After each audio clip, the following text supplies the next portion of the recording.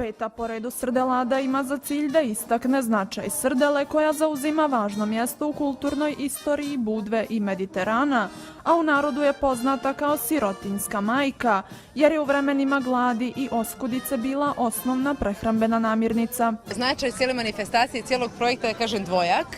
Prvi segment je vezan za gastronomsku i kulturnu tradiciju Budve, dakle, kao što ime kaže, za srdelu, koja je negdje, prepoznali smo to prije, te 2017. da je bila zanemarena, u smislu što je Budva u vjekovima prošlim, kada je Budva bila siromašan ribarski grad, kada turizma nije bilo, ona je prehranjivala Budvu i bila je negdje i valuta i negdje tada nije bilo frižidera, pa je slana srdela tokom cijele zime trajala i negdje je sve to zadnjih decenija s dolaskom turizma, razvojem turizma zaboravljeno i ona je negdje skrajnuta, da ne postoje jela od srdele u budvanskim restoranima. Još jedan cilj manifestacije jeste jačanje lokalne zajednice, ističe Lalović.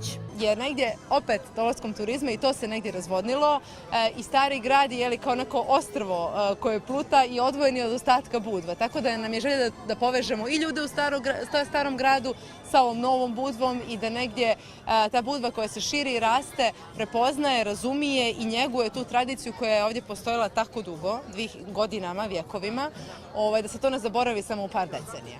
Događaj je upotpunjen nastupima gradske muzike Budve i klape Stari kapetan. U planu NVO Feral jeste projekat poklada koji je već duže vrijeme u pripremi, a ima za cilj obnavljanje budvanske tradicije.